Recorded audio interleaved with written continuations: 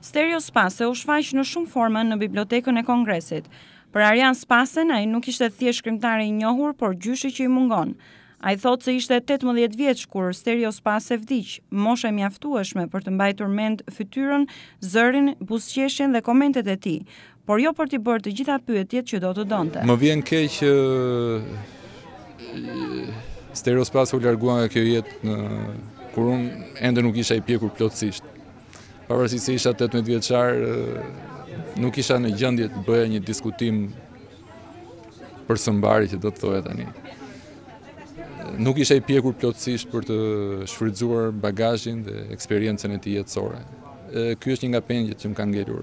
Zoti Spase, që është në përfundim të detyrës si këshilltar në ambasadën shqiptare në Washington, e quan shkrimtarin shqiptar me origjinë maqedonase, njeriu që shkruajti për të edukuar dhe për të kënaqur breza të tërë shqiptarësh, pa harruar rrënjët e tij. Shkrimtari Naum Prifti foli për veprën e shkrimtarit që ai e konsideron mësuesin dhe edukatorin e tij. Ai tha se nga Spase kishte mësuar se mund të kishte libra edhe me personazhe shqiptare. Kur lexova romanin e tij Afërdita dhe ndesha për shkrimin për Gjakoroveshin tek rrinte pranë Gjakut me katruvën e ujit pranë me çibukun në gojë, u mrekullova. Ai kujton se si e njohu shkrimtarin në Tiranë, se si jeta e tij ishte një kombinim i letërsisë dhe momenteve mes miqve, një përzierje prej ardhjes maqedonase dhe ekzistencës shqiptare.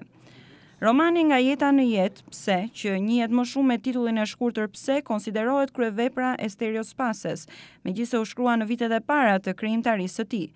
Më pas ai shkroi libra me tregime dhe romane të tjera, si Nusja pa duvak, Të fala nga fshati, Ata nuk ishin vetëm, Buz liçenit e të tjerë. Brenda një periudhe të shkurtër 10 vjeçare, 1972-83, shpërtheu energjia krijuese e Stereo Spases, duke botuar 5 romane voluminoze ku shkriu kujtimet e fëmijërisë, rrëfimet e më të moshuarve që kishte dëgjuar, tok me ato që kishte akumuluar nga historia. Zoti Prifti referohet librave si Zjarre, Zgjimi, Pishtar, Javdekje e Aliri dhe Kryengritësit.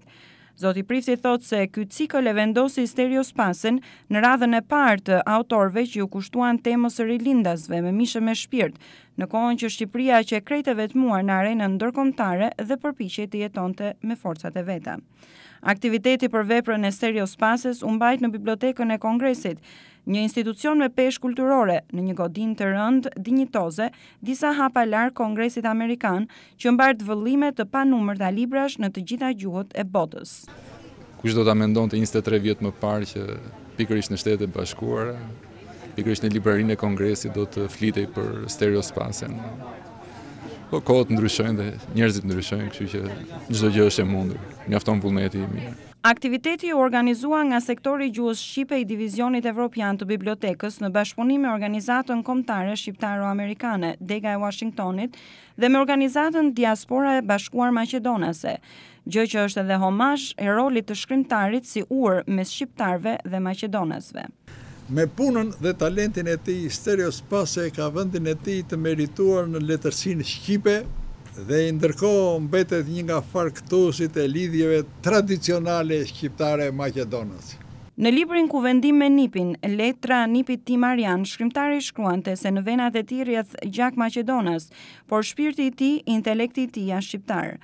Për Arjan Spasen ky aktivitet vjen në kohën e dur, pasi, si thot ai, shqiptarët dhe maqedonasit historikisht kanë ndarë vlerat e aspektit kulturor dhe shpirtëror.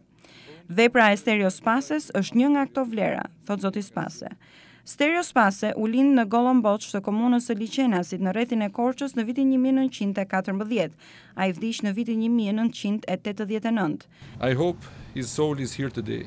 Duke u drejtuar të pranishmëve, zoti Spase tha se shpresonte që shpirti i gjyshit të tij të ishte i pranishëm. Por beson ose jo në pavdekësinë e shpirtit, ishte i qartë se Stereo Spase ishte i pranishëm në sallën e Bibliotekës së Kongresit, me librat e shkruar prej tij, me kujtimet e bashkëkohësve, me respektin dhe kuriozitetin e atyre që ndoshta nuk e njohin ende, qofshin shqiptar, maqedonas apo amerikan, dhe me pasardhësit që me krenari mbajnë mbiemrin e njërit prej mjeshtërve të letrave shqipe. Për Zërin e Amerikës, Keita Kostreci, Washington.